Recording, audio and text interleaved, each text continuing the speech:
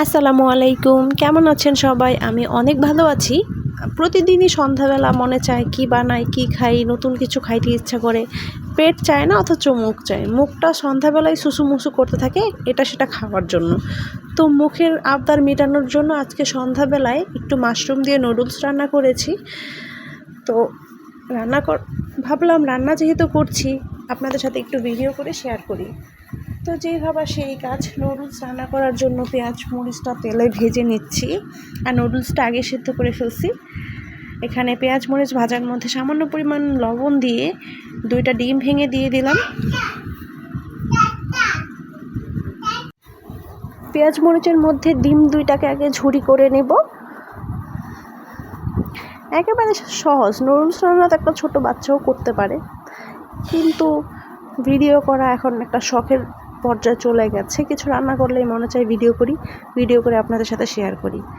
তো যাই হোক, ডিমগুলো একটু ঝুরি ঝুরি করে এর মধ্যে মাশরুমগুলো দিয়ে দেব। মাশরুমগুলো একটু ডিমের সাথে ভেজে নেব।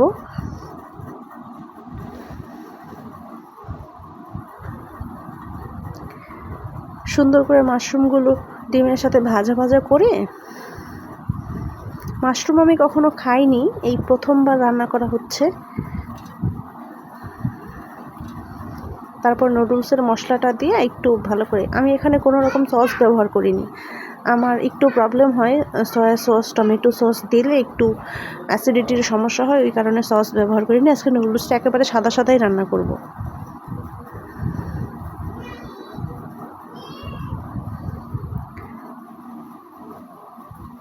আমি একটা ছবি শেয়ার করেছিলাম, ওইখানে অনেকেই কমেন্ট করেছে যে নুডলসের মধ্যে কে মাশরুম দেয়। আমি আসলেই জানি না নুডলসে মাশরুম দেয় কি না।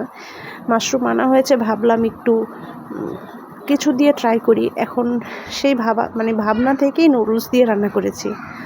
অনেকেই কমেন্টস করেছে যে কে খায় মাশরুম নুডলস দিয়ে। আমি আসলে জানতাম না খায় নাকি খায় না, কিন্তু নুডলস দিয়ে রান্না করার পরে খুব ভালো লেগেছে, আর প্রথমবারই খেয়েছি।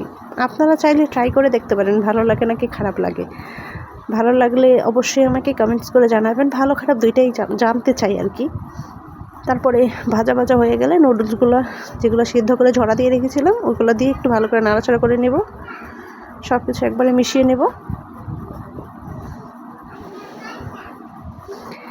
আমার নুডলসটা আমার ছোটো বাচ্চাও খাবে, আবার আমার শ্বশুরও খাবে। তো সেই কারণে আমি ঝালের পরিমাণটা কম দিছি, যাতে সবাই খেতে পারে। কারোই একেবারে ঝাল অথবা বেশি ঝাল অথবা কম ঝালের প্রবলেমটা যাতে না হয়, এজন্য ব্যালেন্স করে অল্পই দিয়েছি। আর সস ব্যবহার করার না কারণে একটু সাদা সাদা হয়েছে।